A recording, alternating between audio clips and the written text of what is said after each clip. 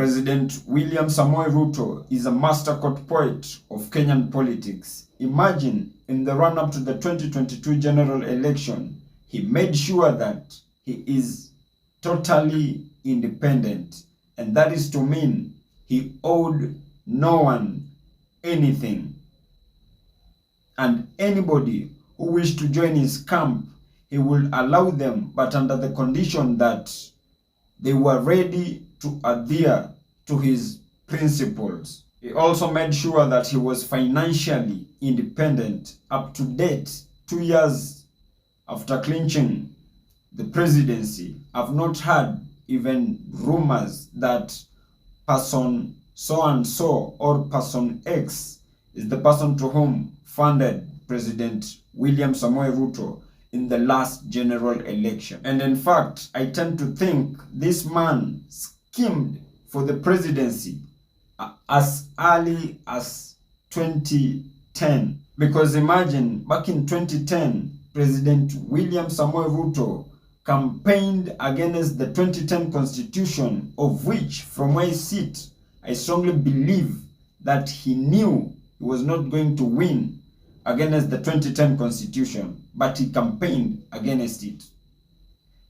He campaigning against the 2010 constitution not only gave him some political mileage countrywide, but also put him in the national grid to an extent that it made him acquire fully the leadership of the Kalenjin nation.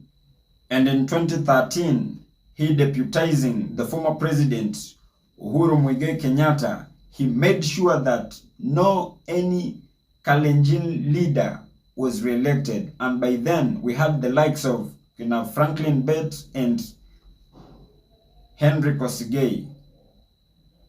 And they not being re-elected, that made him the only supreme leader from the Kalenjin nation. And coming in 2017, President William Samoei Ruto made sure that any leader to whom never did his bidding was sent home, either in the nominations or in the elections. And this was evidently cleared.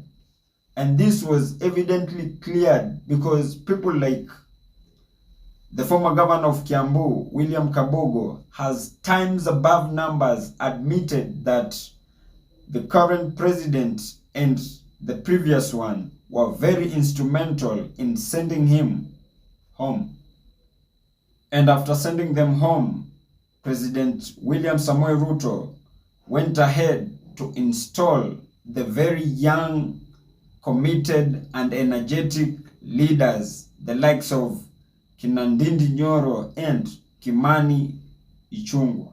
However concocted this opinion you may think it is, I really like and love how President Ruto planned his strategies all the way to winning the last general election. And in fact, he is a true definition of how a leader should plan themselves if at all they want to win any race in the political scene. However, there is a string of possibility that as I'm broadcasting this video today, we are in 2024, January 15th, he could be planning of who is going to be his successor come 2032.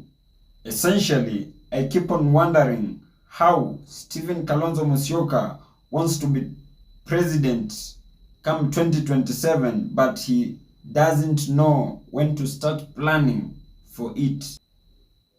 So if Stephen Kalonzo Musyoka doesn't plan for it this early, I kid you not, he is deemed to fail terribly. He should be reminded that a journey of 1,000 miles begins with one single step. Kenyans across the political divide really thank God that President William Samoei Ruto was declared president. Simply because had he not been declared president, a vast majority of Kenyans will spend a whole decade trying to believe that Ruto was the engine behind Uhuru's infrastructural success. But honestly, that has just been my opinion. If you do have a contrary opinion to mine, kindly feel free to drop them in the comment section and I'll give them a right of reply.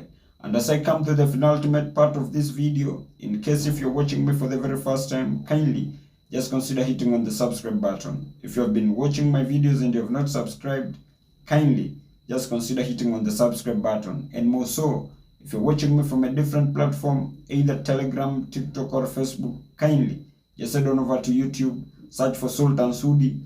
I'll be the first right person to pop up if matters socio-economic and political matters are your great areas of concern. Kindly feel free to click on the subscribe button so that each and every time that I upload a new video, it will automatically reflect on your notification panel. And by so doing, you'll simply be supporting my content. Thank you, and may God bless you.